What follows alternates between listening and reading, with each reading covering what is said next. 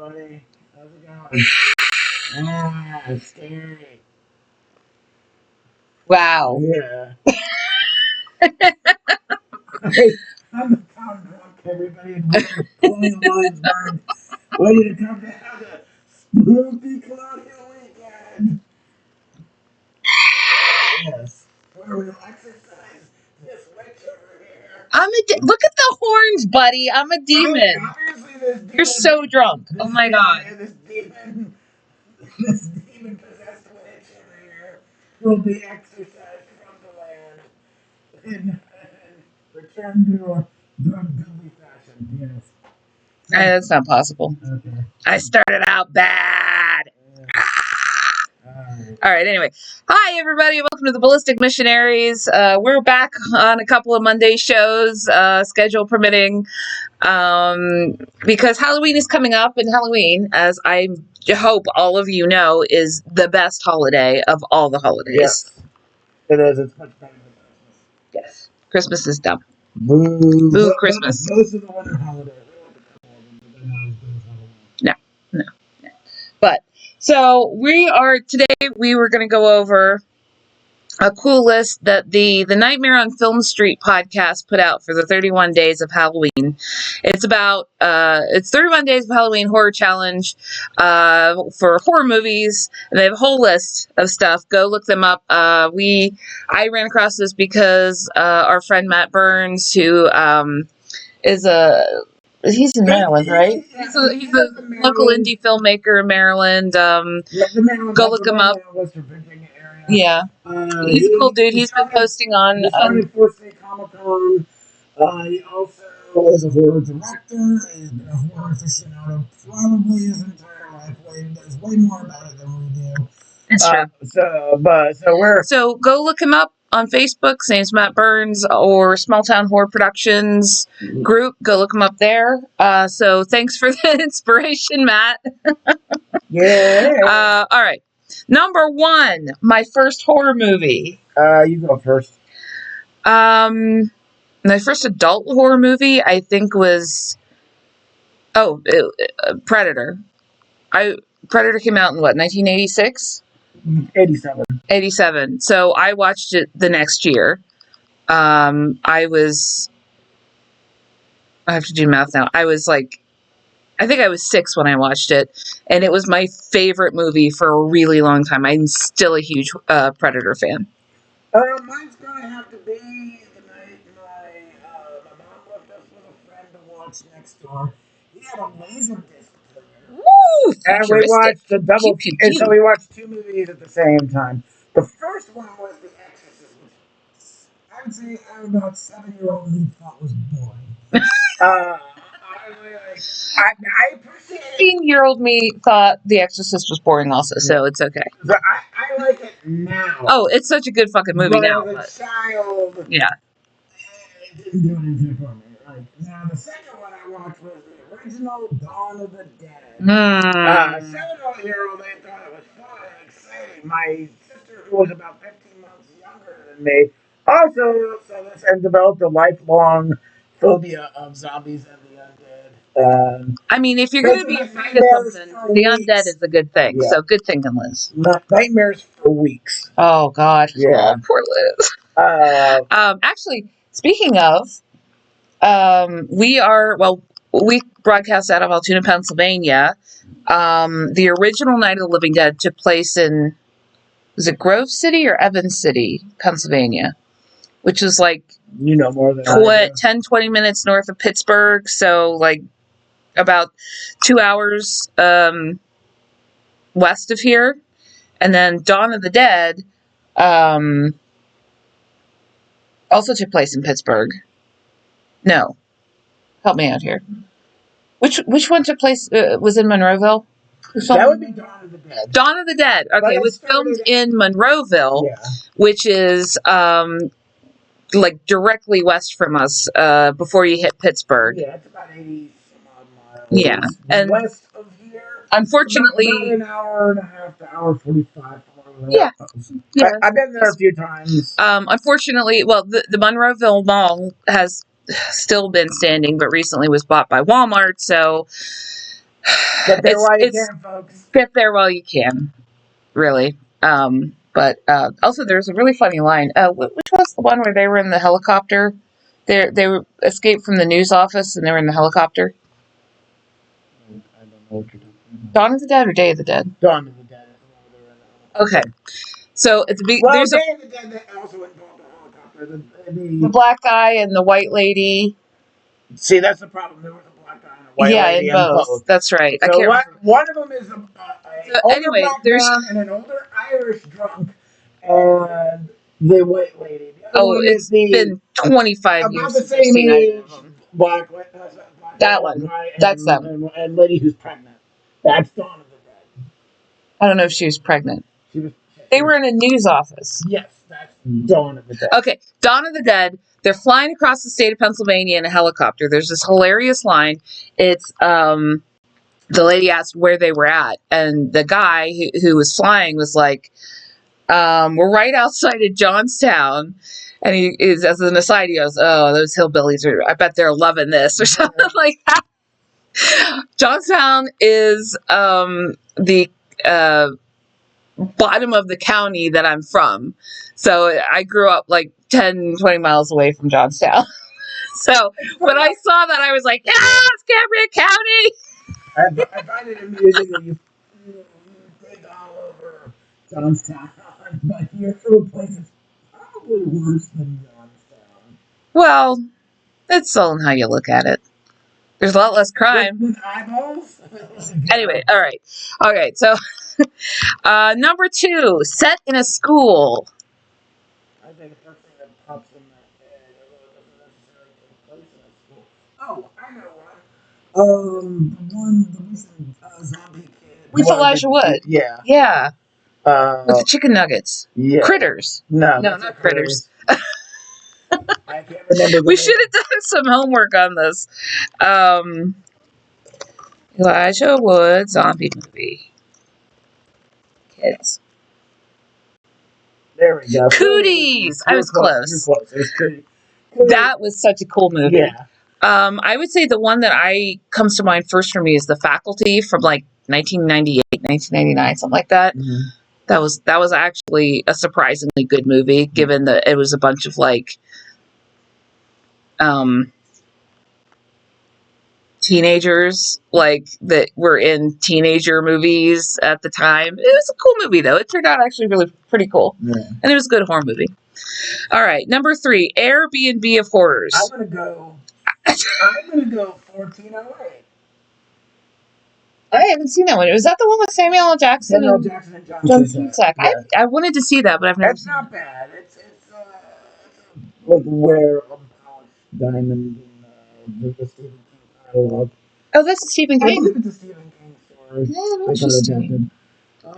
Man, I don't even have an answer for this. I'm fuzzy on what that means. I would tend to think any type of place that's like you know what? Hostel. There's one right here. Hostel.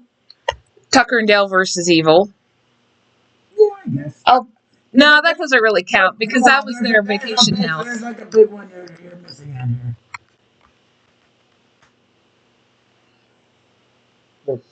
But that's not an Airbnb. That's an actual hotel. I would put Airbnb. Yeah, I would think more like something like Cabin in the Woods, or that one that you like with Liv Tyler. Oh, I think they were banging in somebody's. Like nobody owned it. Oh. The Strangers. Yeah. Okay. Anyway. All right, number 4, Scarecrow or Cornfield. I actually have 2 good ones for this to make up for the last one. I guess my obvious one is Terror of the Corn. That is a good one. Such a fun movie. The kid that played Malachi was the tall one. Yes, so you're thinking the little guy. Yeah.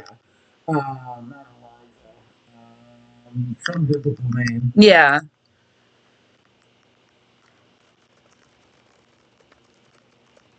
Like Elijah or Ezekiel? No. Isaac. Okay. It started with a vowel. I love Isaac in that. Isaac was John Franklin. He's an actual was a little person, actor, Wasn't that playing little, though. like an 8-year-old, Yeah. He just had something where he just looked. he Oh, just, I think he was more, he looked young. he was like in his early 20s, wasn't he? He's still. Something like that. Yeah, he was definitely He was an definitely adult. honestly, he makes the whole movie for me. He is so fun. I love him so much. All right, my two are, the one is Dark Knight of the Scarecrow, which is not really like a scarecrow horror movie in the way that you're thinking. It's more of like a psychological kind of a horror movie. I mean, it is a horror movie. People, get brutally murdered and stuff, but it all hinges on the murder of a mentally. No, he wasn't mentally. He was intellectually disabled. An intellectually disabled man, adult man, who saved a little girl from being killed by a mean, like a dog, when she went into its backyard.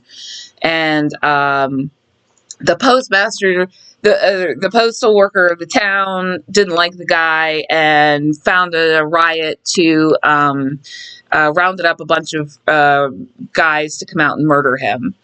Obviously, he didn't do anything. He was a good guy. But he literally he saved the girl's life pretty much. But this guy didn't like him. He's like, well, he hurt this girl, and we knew he was going to. We know he's bad. So his mother hid him in a scarecrow costume out in their field, and claimed she didn't know where he was when the rioters came. But they had dogs. They tracked him down, and they murdered him horribly via firing squad. And then his ghost comes back to haunt them and murder them all throughout the movie. Which, honestly, I mean, we're not, intellectually disabled. We're developmentally disabled, but we're all kind of, together in this. So, yeah.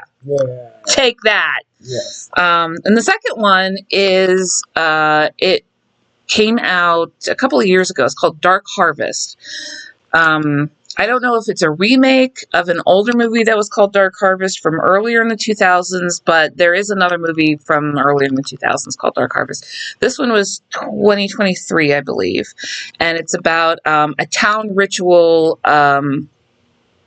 All the boys in town of a certain age have to go kill this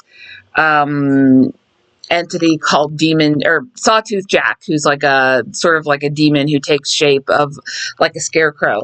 And you learn about like the lore of the town through this, and who the scarecrow actually is at the end. And it's a really good movie. I know I've heard some people don't like it, but I think it's actually pretty cool. Gets a little unfocused in places, but I really enjoyed it. I think that was part of what led to my suggesting that we dress up as creepy ass scarecrows for Halloween this year. Yes. Which we can't wear on camera because we both have masks. So yes. Nobody wants to watch an hour of that. Nobody wants to watch an hour of us as it is. Yeah. It's not definitely one guy. Yeah. Oh, hey, dude who's watching, whoever it is. All right. Number 5, Paranormal Investigation. I'm going to go with Exorcism of Emily Rose. That was a good movie. I'm so glad I introduced him to that last year. I'm so glad you like it. That is such a good movie. Would you like to talk about it? Yeah, I liked it. Good night, folks. It was good. I liked it because it wasn't just, it was like a courtroom drama meets a horror movie. Yeah. And it was really well done. Talking about the horror movie. Yeah, and then it sort of bleeds over into the real lives of like the lady who's defending the priest in this. It's good. It's really well done. It's got good atmosphere. A lot of people have never seen this movie. Definitely recommend it. Mine is actually, I think mine has to be Paranormal Activity. I actually really liked the first 2 Paranormal Activity movies. I thought they were really good. I am a sucker for good haunted house movies. And they're good haunted house movies. They did what Blair Witch wanted to do and failed at miserably, in my opinion. They tell a really creepy story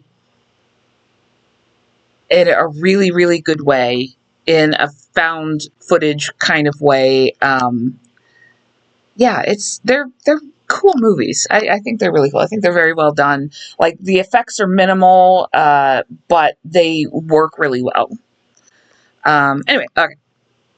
Number 6, sequel I haven't seen. The entire Conjuring franchise. Oh. Sequel. I actually haven't seen anything but the first Conjuring movie.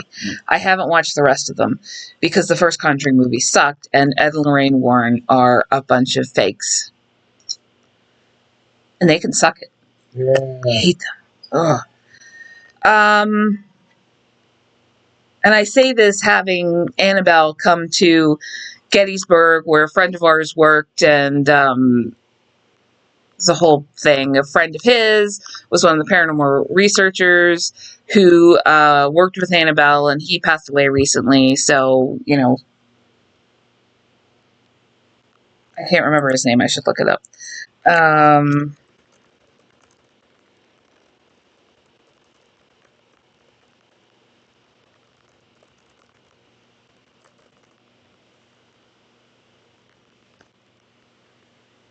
Dan Rivera. I have it on very good terms. Dan Rivera was a really good guy. He was a friend of our friend George. And so if we made a movie about Dan Rivera instead of the Warrens, I would watch the hell out of that. Yeah. Too soon. This might be too soon. Yeah. This may be creepy. Yeah. Sorry. But I'm not. I don't mean for it to be creepy. Lots of love. It is meant to be creepy. Yeah, but lots of love to Dan's family and his friends for passing the way that he did. That sucks. But sequel I haven't seen. House, the second story. I've seen House, the first story. Oh, I'll have to watch that. I've never seen House, the second story. I've been meaning to. I unironically love that film. A lot of people don't like it. I unironically like that film. Okay. And it's not really.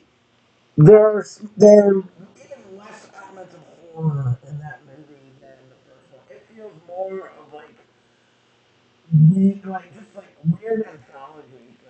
It's more weird than scary, but it doesn't mean I don't enjoy it. Weird is good. I enjoy the world building, and also since George Wendt is in the first one, John Ratzenberger is in the second. Okay, that's weird. They were going for something there. John Ratzenberger, one of his finest performances. On the bad end, Bill Maher's in the movie. Ew. But he's a dick, and he leaves it after the first two.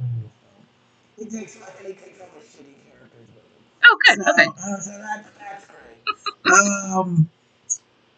I'll have to try to watch that this year. Yeah, I know it's on Tubi. Oh God bless Tubi. I don't even necessarily believe in the Abrahamic God, but if he's out there, he blessed Tubi. Pluto as well. Oh yeah, we should. Yeah. All right. High society horrors. I'm gonna go with. There's this movie that came out with John Malkovich and Julia Roberts in the mid-90s. I think it was called Mary Riley, which was a retake I forgot about that. On the Jekyll and Hyde. And a lot of people don't like this movie either. I like it. I haven't watched it in 20 some odd years. I want to say like the late 90s, early 2000s, the last time I watched this movie. I might have a different opinion on it now than when I was in my 20s. So I've always been curious about that one.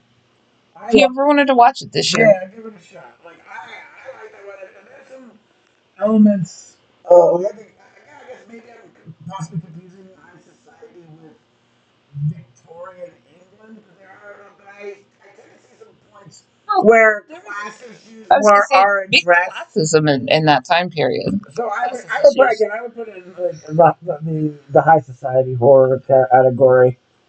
I think mine would be Death Becomes Her. It's more of a comedy farce, but it is a horror comedy farce. And I don't know if they're necessarily high society, but they're rich. I don't know. That works for me. But yeah, that's a great. That's one you haven't seen, have you? Death Becomes another one that we need to watch this year. I remember like seeing previews for it in the theater and on television. So like, I never got around to watching it. It's a pretty fun movie. It's worth a watch. If you haven't seen it. All right, number 8. Don't answer the phone. I guess the call is coming from inside the house. I guess for me, the obvious one is Scream. Oh, yeah. Honestly, like, God, I fucking love Scream. It is such an amazing... Okay, I was like 16 when that came out, and I watched it, and I was like, this is so stupid. Totally didn't get that it was a satire, but I sit down and I watch the first 3 Scream movies every year now, knowing that they're satire and just enjoying the hell out of it because they're fantastic satire. Yeah, I like it for the most part. I don't love the Scream movies. I can watch it every once in a while, but I feel much like Kevin Smith films, parts of it have not aged well. Oh, no. You're totally right. It was the late 90s. A lot of it does not age well. Absolutely. Time capsule. Oh, yeah. I think mine would have to be the original Black Christmas. It's a horror movie. Mm-hmm. It's a Christmas movie, unfortunately. Yeah. But Don't Answer the Phone. Yeah. Black Christmas. Original Black Christmas. Also, honorable mention, I think it was Saturday the 14th. That's Oh, I haven't seen that one. And like basically just where he gets on like right breathe heavy into the phone. You got the one All right. Number 9, David Lynch. Oh, David Lynch.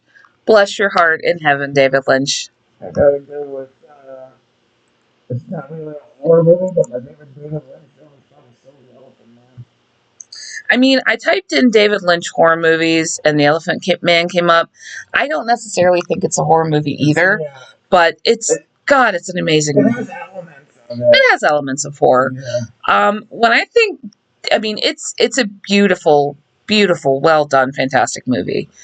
When I think horror movie, I have to go with Blue Velvet. I couldn't get through watching it. I've never seen it, so. It freaked me the fuck out.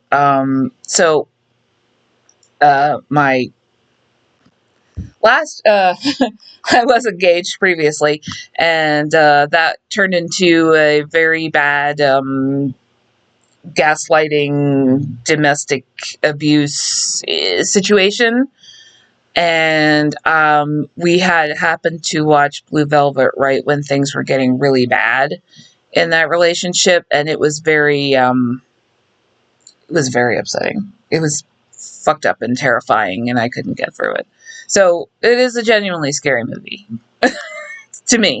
But I mean, anyway. But I would say I don't know. I love David Lynch. I'm a huge Twin Peaks nerd, so it's all good. I'm more of a casual. I like his work. I can't say I love his work, but I respect it. I like it. My friend Brett hates him because apparently he ruined a Duran Duran concert film.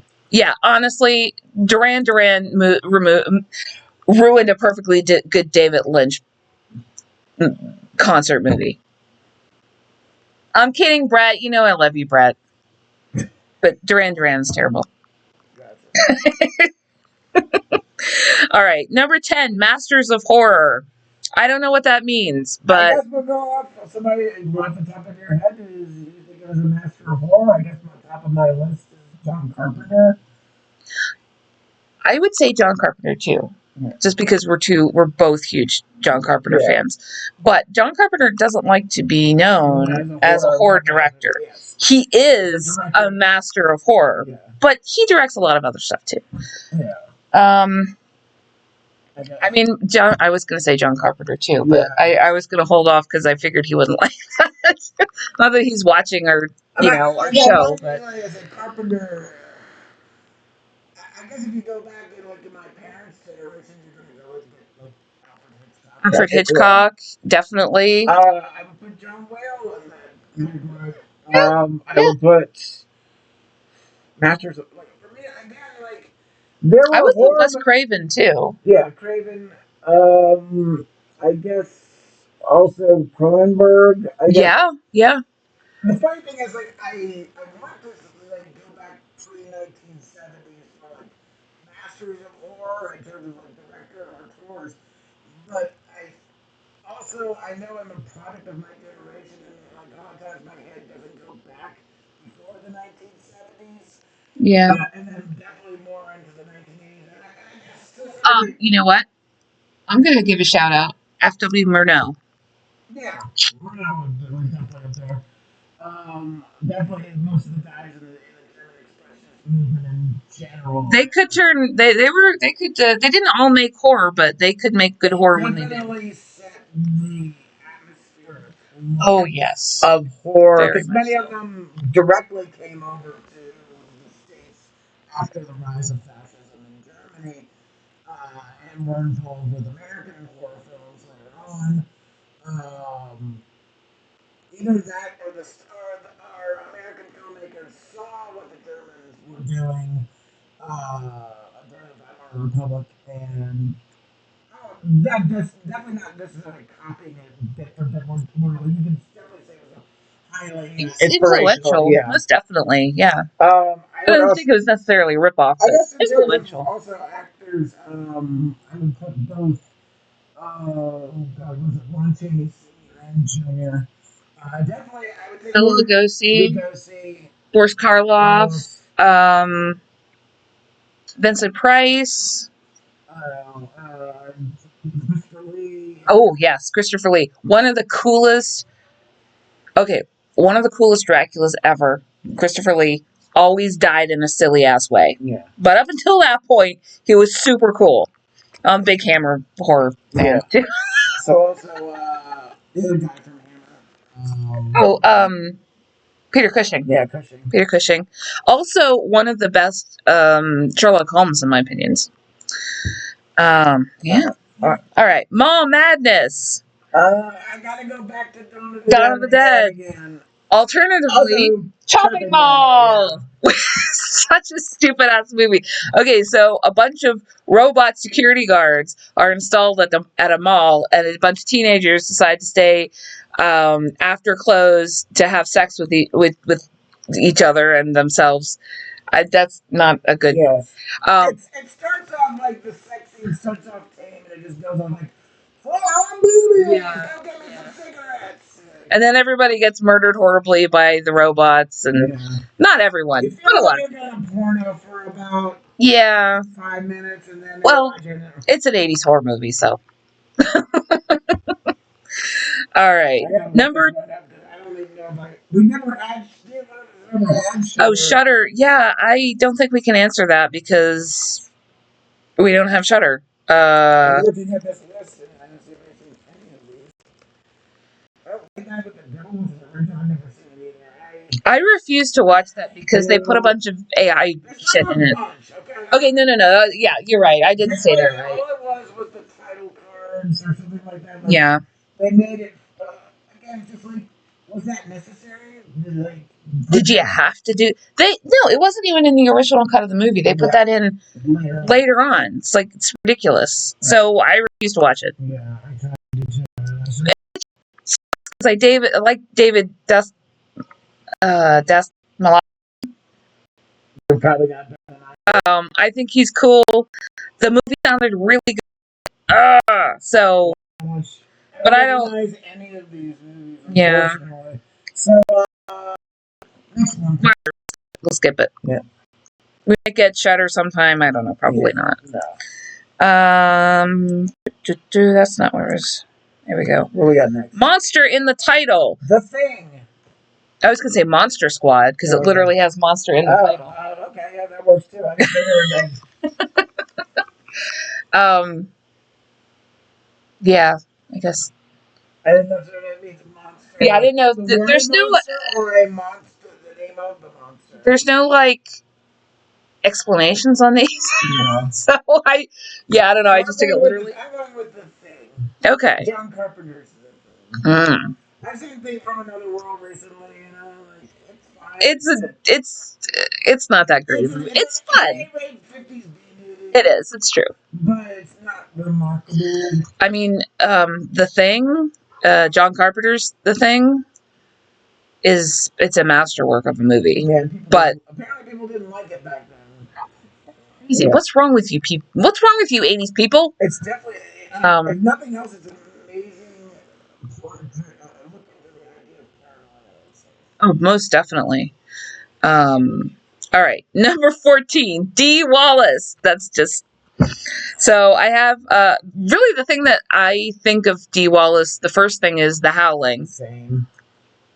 which was not a very good. Oh, Critters, yeah. I introduced you to Critters not too long ago. Yeah, that's right. Let's see. Alligator 2, The Mutation. Oh, The Frighteners, yeah. Oh, wait, yeah, she was in The Frighteners. Yeah. Oh, that's such a much better movie than The Howling. Yeah. The Howling is so dumb. The Frighteners, if you haven't seen it, is, again, I think an underrated gem, especially. Absolutely, yes. From Peter Jackson, who I believe Was the director. Well, I know. Was he the director or was he the writer? He was the writer. And what's his name from Forrest Gump was the director, if I'm not sure. Lieutenant Dan? No, the guy directed Forrest Gump. Oh. I can't remember his name. God. And the guy that was basically the guy that owned Texas in the Crypt.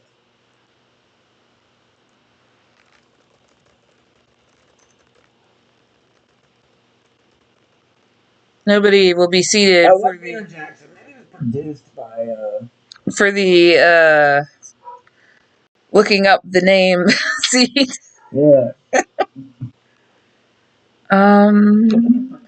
Fran Walsh, written by Peter Jackson, Fran Walsh, produced by Jamie Selkirk. Yeah, there we go. It was Zemeckis. Yeah. He was the executive producer. Ah, okay. But I would say it's Peter Jackson's like very underrated film. It is. It's an excellent movie. Probably to me, everybody loves like Michael J. Fox and either Teen Wolf or Back to the Future or Family Ties. My favorite Michael J. Fox performance is absolutely in The Frighteners.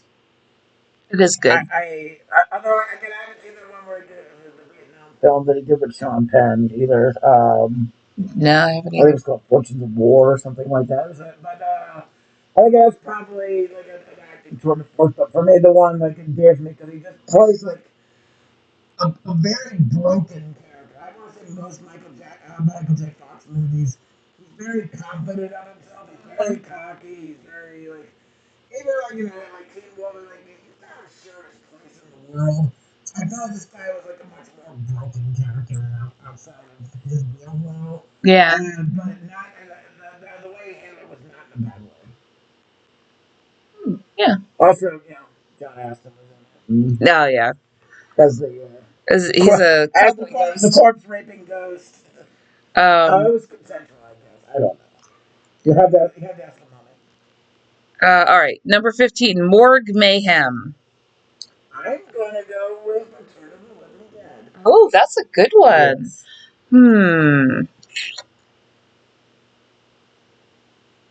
Boy, I should have something for this.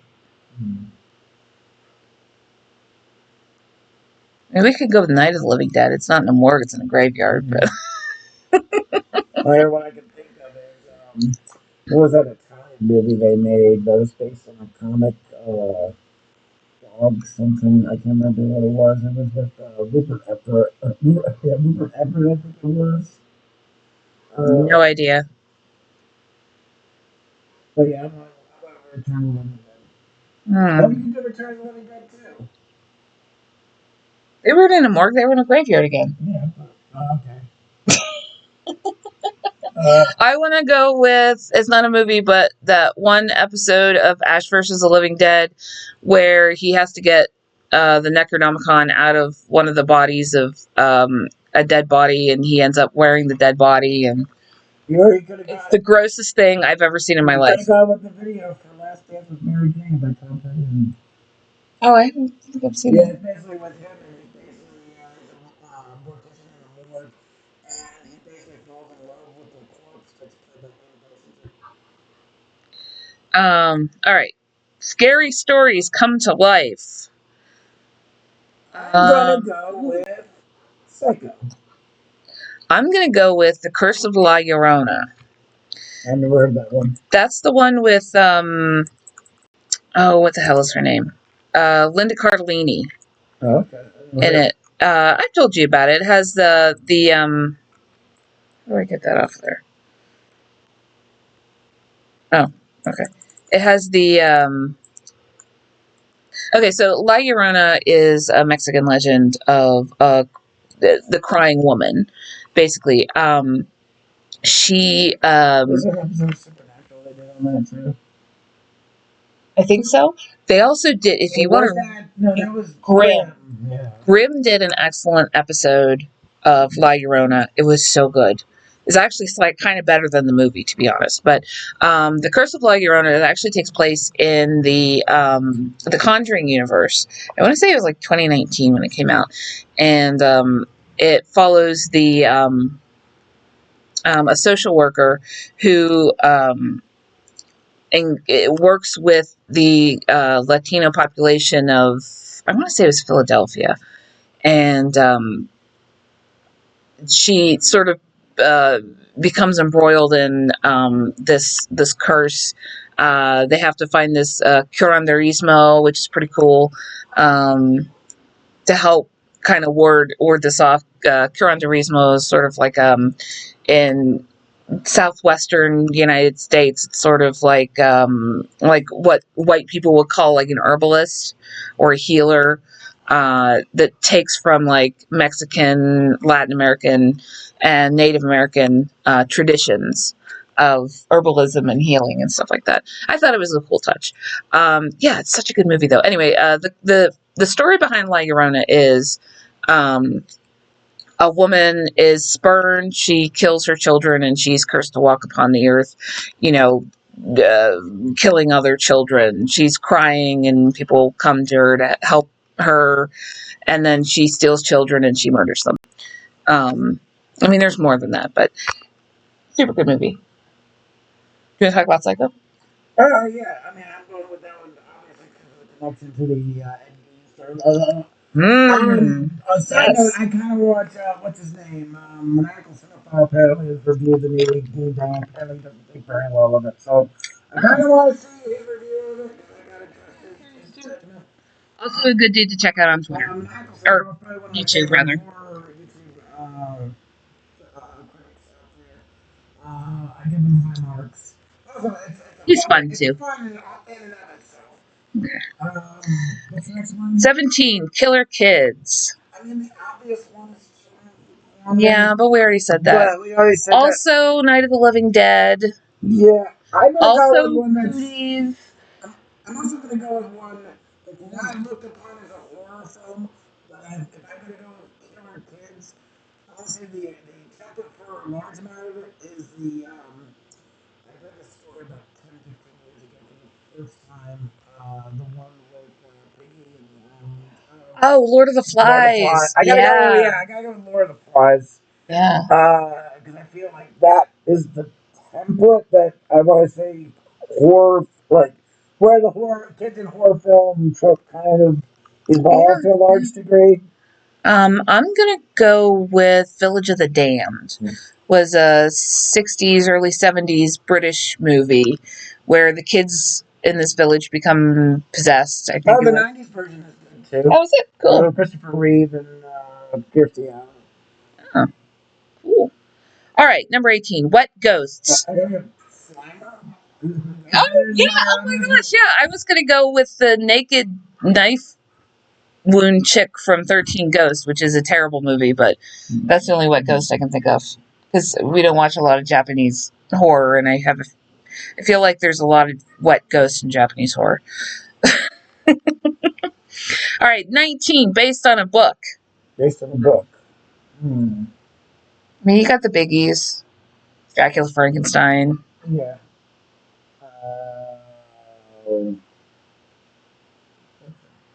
Interview with the Vampire. Yeah. Which I just watched the TV season 2, which I thought was great. We gotta go for it. See, I never read the book, but I'm like, I was Stephen King hit. I'd like to read the book, but there's a child orgy in it, and I don't want to read that. Yeah. I'd have to also pick Stephen King. The Shining. I read. Okay, so my cousins Kurt and Brad are brothers. They're like 4 or 5 years younger than me, 3 or 4 years younger than me. And we were talking about The Shining.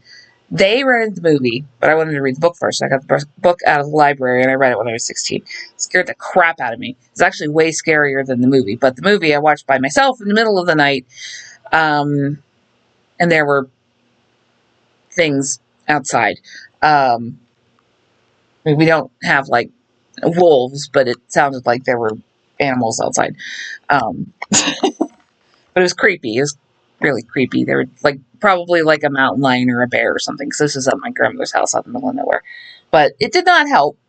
And I know that Stephen King doesn't like Stanley Kubrick's adaptation. I have not gotten around to watching the more Stephen King approved miniseries adaptation with Steven Weber, but I'd like to do that this year. I've seen the Weber versions. Again, one is an obvious TV movie of the week and a fine TV movie of the week, ABC 90s thing. The other is as much as Stephen King doesn't like it, as much as I don't like the director, is a cinematic masterpiece. As much as we don't like what the director did to Shelley Duvall, if you don't know the story, Stanley Kubrick basically emotionally and mentally tortured Shelley Duvall on the set of The Shining. And nobody tried to stop it. I mean, her performance was amazing, but it was unconscionable what he did. It's a good movie, though. It was like basically all the thing you hear out of a really overcommitted, what's the word? Method actor. I mean, there's a method director. Yes. Kubrick, and then this one was all the worst. Yes, absolutely. All right. Movie with a famous jump scare. Oh, I got to go with Psycho on this one. Yeah. There's a couple. There's the and then the turning around the mother. Psycho. Classic. Yeah, jump scare.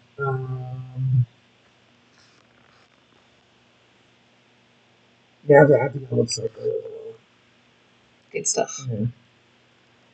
All right, number 21. Everyone dies or close enough. I have to go with the original Night of the Living Dead because the last guy to bite is the one like he's the guy you're rooting for more reasons than one. That to me is the most famous. Everyone dies. Like when I wrote my my zombie comic. My original draft was to go with everybody died. Like I wanted to make it an actual. I want to say that book was the one I changed around the most between original concept and when I was working on it until the final product. So, but that original draft, I was going to have everyone die to sort of keep it close to that spirit of like Night of the Living Dead and sort of an arrow ethos of the whole thing. But then also, I think I was in a depressed place at the time. But as it went on, I fell in love with the characters and didn't want to kill anybody off.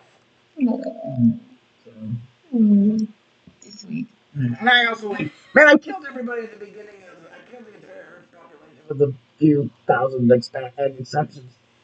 That's true. I think we did enough damage. I think I did enough damage by the time I get to the first page one. So it's like I'm done with it. So, but yeah, like I guess Night of the Living Dead is like the most famous one of the franchise.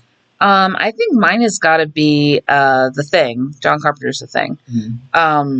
Because it's like everybody dies except two guys, and one of them is going to die. They're both going to die. They're both trapped in the Arctic, but one of them is going to die a lot quicker than the other. Yeah.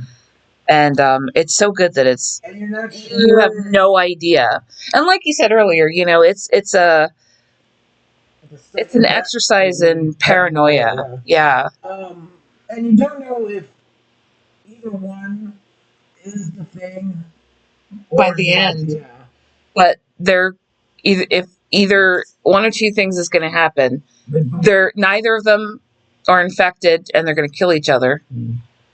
Neither of them are infected, and one's going to kill the other, and the other's going to die because he's trapped in the Arctic. Or one of them is infected, and he's going to kill the other one, and then get buried in ice and die until go. Yeah, It's eventually there's only going to be one left or none left. Yeah.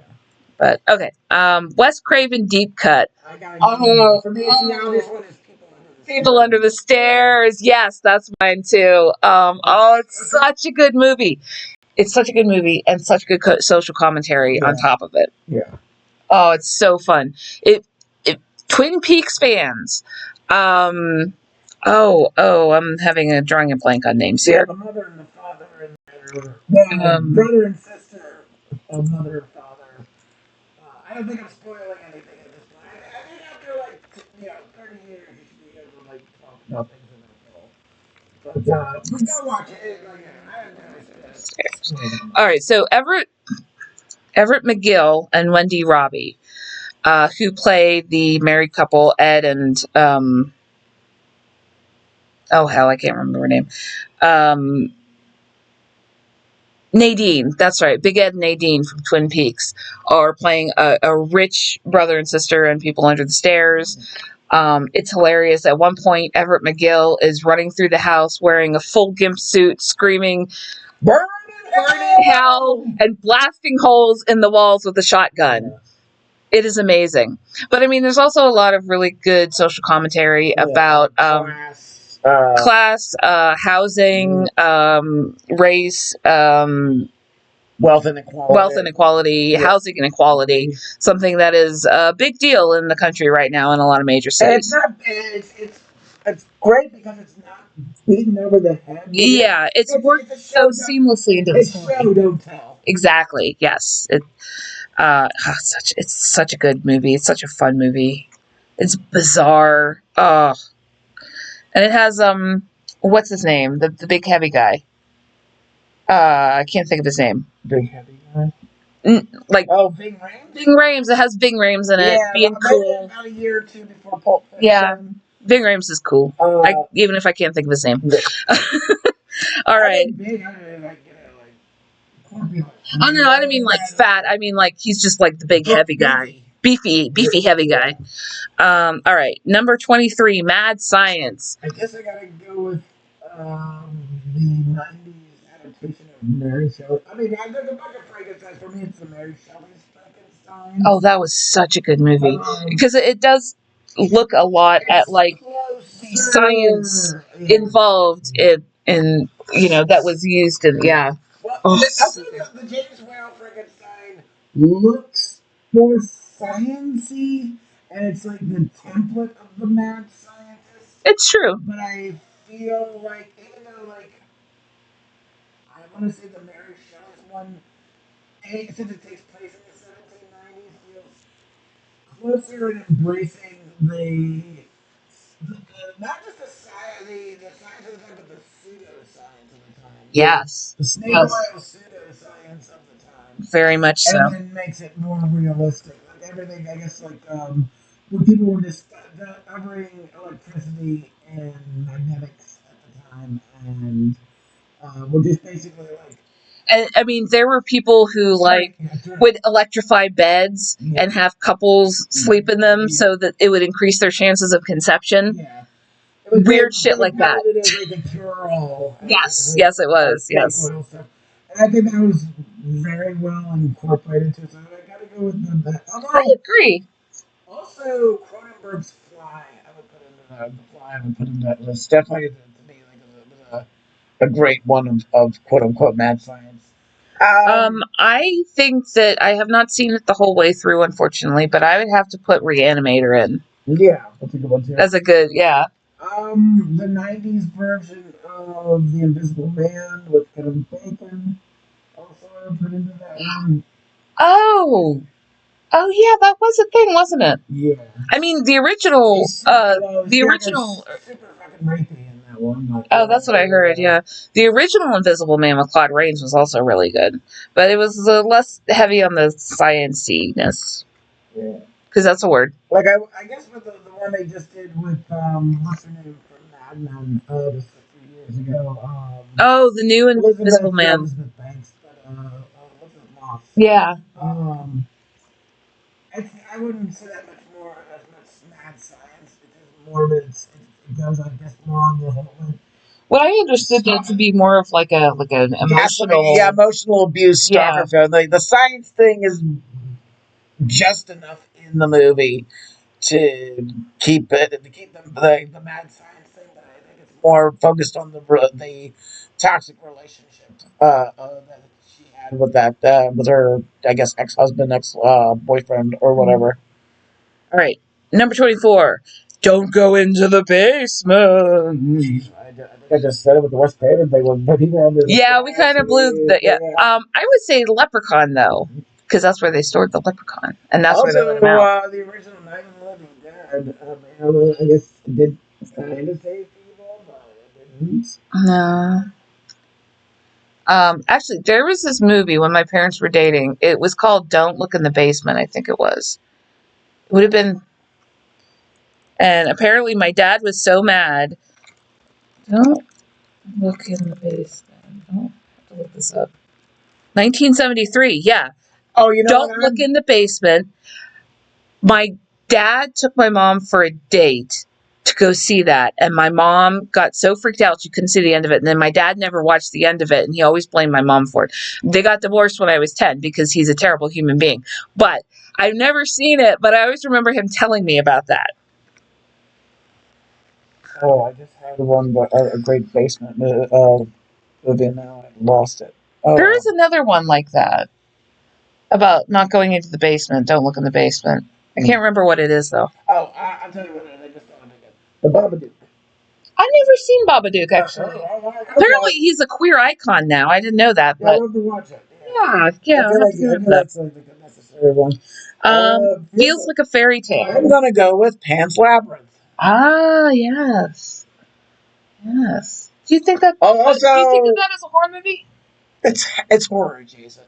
Also, in the Company of Wolves, I would also the Company of Wolves basically is like a fairy tale. It's the name of the director. I've heard of that. Yeah, it's Angela Lansbury's in it. Oh, I love her. I would say Betwixt by was it Coppola or Scorsese? Oh, okay. Do you remember? Yeah. You were just watching that not too long ago. I know it's not with horror. Val Kilmer. Yeah. It's not horror, but it's horror adjacent. Yeah, this is a real thing. But I also would put legend in that one. Yes, because I mean, The Darkness is pretty horrific. Yeah. He wants to murder unicorns, man. So much of it is. Yes, it's a fantasy, but it takes a lot of horror. And so much of it is in the dark. Yeah, and the hag. Yeah. In the swamp. Yeah. You know, and yeah, that's a good one. It's not. It is a fan. I guess. I mean, and a horror fantasy is a thing that I would put legend under it. And again, it's not necessarily like scary, but like it takes on the aesthetics of horror. I think to a degree. Mm-hmm. Number 26, pumpkin on the poster. Well, Halloween. I don't know. Halloween. Next. Thing though, like that's the only one that I can think of that had pumpkins on the poster. Mine Pumpkinhead. Yeah, maybe. I'm not sure. Did it? I think it did. I'm not sure. The problem with watching everything on streaming is like you don't really see the posters. Last time I saw a movie in the theater was the last Spider-Man movie that came out. The last one I saw was the Witch by Robert Eggers. And that one has pumpkin. That one does. They kind of have But pumpkins this is on. the one I remember on like VHS cassettes. There's pumpkin in the title. Oh, it's pretty cool. Well, he's kind of a pumpkin monster, so I mean, it works. Yeah. We're really taking a stretch. All right, number 27, Creepy Neighbors. Oh, I gotta go with the Tom Hanks movie for the Oh, The Burbs. Yeah. Again, it's a horror comedy, but I'll put it in there. Let's see. Disturbing behavior? Not disturbing behavior. No, that's a scary one. I'll put that under the school, set the school disturbing behavior. Also, the one that with disturbing behavior set the school. What was the other one that came out? The one about the alien. The Faculty. Yeah, that's what I said. Oh, you did? Yeah. Okay. Creepy Neighbors. Monster House or Goosebumps.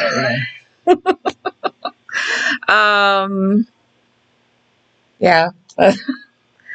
Haunted house you haven't seen. This is hard for me because I've seen a lot of haunted house movies.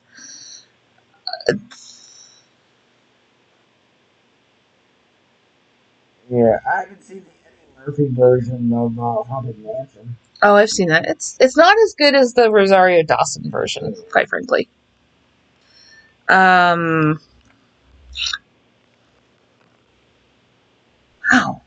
I mean, that's hard because it's like I haven't seen them, so I.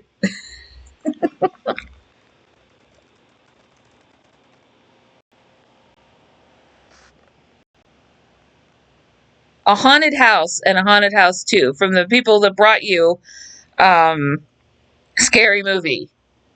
I haven't seen those because they're trash. Yes. Not the fun trash either. No, not the fun trash. Let's see. Ghost House. The house is October built. For God's sakes, get out. What a great title. What? For God's sakes, get out. I don't see it. Oh, there. Okay. Oh, the one that's right in front of me. Yeah. I did start watching The Haunting of Hill House. That was a series, though. What was that? Wasn't bad. I didn't get the whole way through it, but. Was it the Uninvited or something with Nicole Kidman? The others. The others. Yeah. Have you seen that one? Oh, no, I've seen it. I'm sorry. I was thinking of Haunted House. Oh, yeah. Haunted House you haven't seen. Yeah. I've seen them all. I've seen a lot, too. Yeah. Let's see.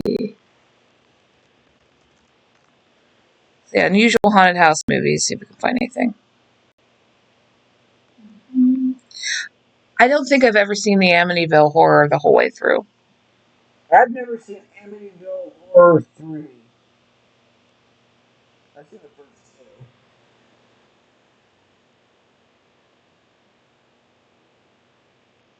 This is not helping. I have never seen all the shitty Amityville public domain. Let's see. The movies. Changeling, I heard was really good from 1980. The Innocents, The Uninvited, The Evil Dead. We've seen all the Evil Dead movies. I haven't seen the new Evil Dead movies. I've seen the new one. I liked both of them. Evil Dead Rise, I think, was genuinely a good movie.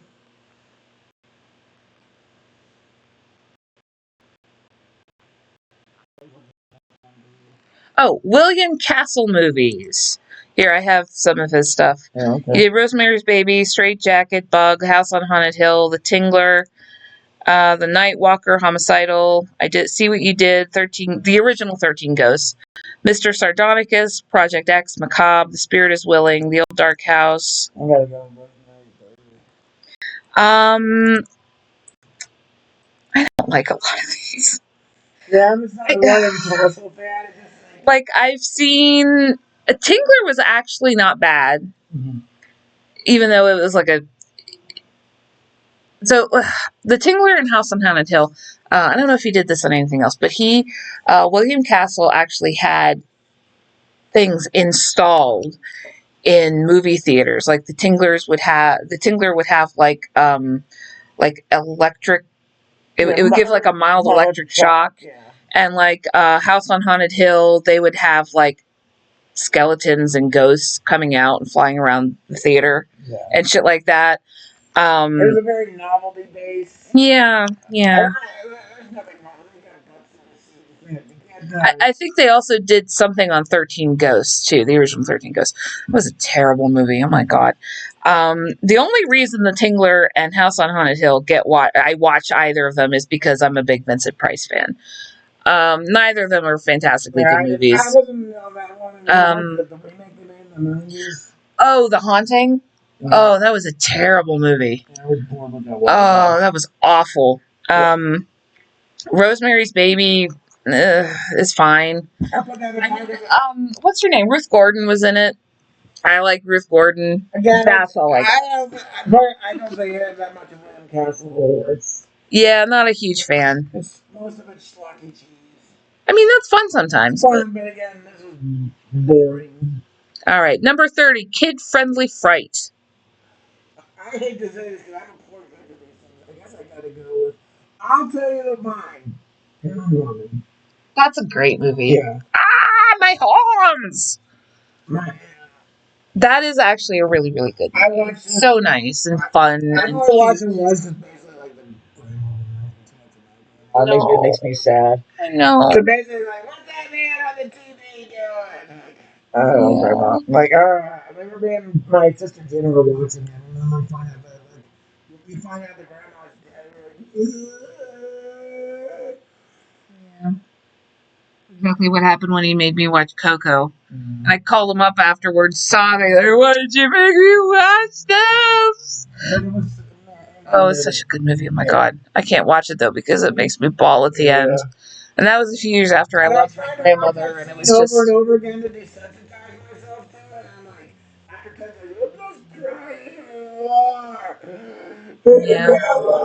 seconds, on a slightly better note, kid-friendly fright, I would say Halloween Town, Halloween Town 2, Calabar's Revenge, and Halloween Town 3, Halloween Town High. It's something like that. The first 3 Halloween Town movies with Kimberly J. Brown and, who was Carrie Fisher's mom? Mrs. Fisher? No, it was, dang it, I can't think of her name. Yeah, she died at the same day. Debbie Reynolds. Yeah. Debbie Reynolds plays the grandma. Kimberly J. Brown plays the granddaughter, and Debbie Reynolds is a witch named Aggie Cromwell. She lives in Halloween Town, which is like a magical land where all the monsters are, and they can only visit Earth at certain times, or the mortal realm. And honestly, I love these movies. And everybody used to make fun of me for loving these movies.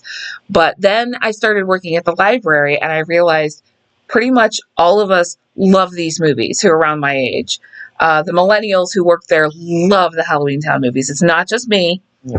But I watch them like 3 times a year. I know. Generally. Like, it's not just Halloween time for me. I love them. So, yeah. Big shout out to this. All right, 31, Halloween Night. I got 2 entries for this one. One for me is Trick or Treat.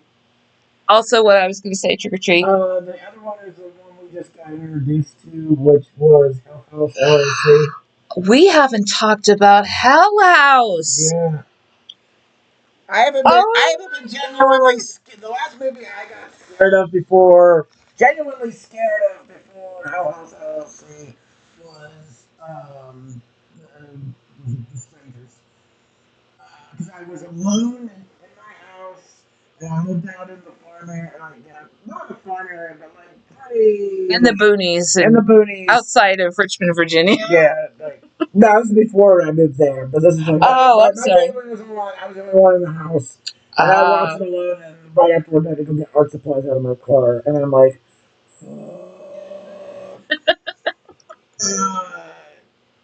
But yeah, for me, like Trick or Treat is like the obvious one, and I think that's like that screams. It's the most Halloween night, like more so than like the movie Halloween. I think is like anything I think of, like, next to, like, trick-or-treating and Halloween parties. And Vengeance. Vengeance. By Ghosts. It is the most... Oh, White Ghosts. Yeah. Oh, Trick or Treat. They had White Ghosts. Yes. Ah, I've totally forgot about that. Down with the ghosts from the Frighteners. That's true. One of them was wet too. I didn't think about that. Yeah. All right. But Hell House LLC, the first one scared me probably in like 10 years. It scared the shit out of me too. And it was so good. And I had to, he was gone, I think. You were gone that weekend when I watched the first Hell House movie. And he got home and was like, oh my God, we have to watch this movie. Oh my God, it's so good. And so I was scared shitless. I was home by myself. And then Dan watched it with me, so I watched it a second time with him, and then we watched the second and the third movies. We have not watched the fourth movie, which is sort of a prequel movie, and we haven't seen the fifth one yet, which just came out this year. But yeah, oh God, the first one is so good. I mean, the second and the third one are good too, but the first one is so good. Oh, it's so good.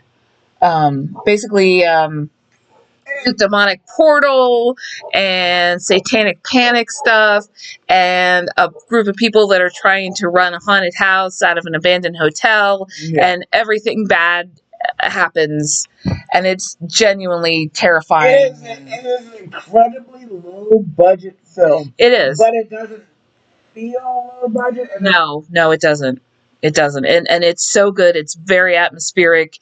They have these great sort of, like, it's one of those things you really have to watch it because there's all this oddball stuff going on in the background that add to the atmosphere of it. It's a slow build-up thing. Oh, yeah. Slow burn movie. But when it does happen, like, again, they start with, like, everything had gone wrong, but then they backtrack you to, like, when they first get to the haunted house and to when things go wrong.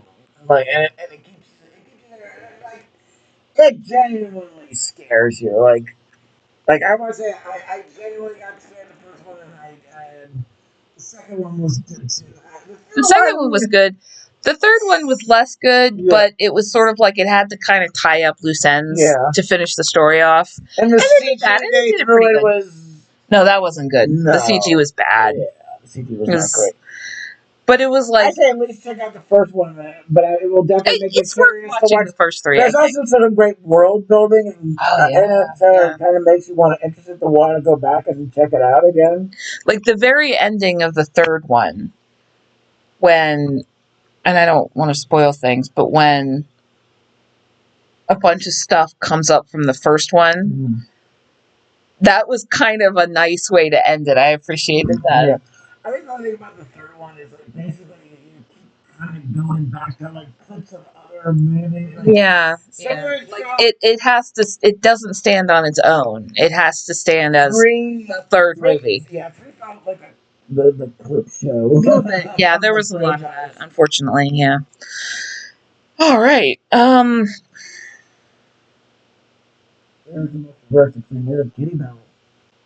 the bestest thing. All right, so I think we're about good for today. We got through all 31 topics. Yes. And I didn't have one drink because drunken town crier in Williamsburg.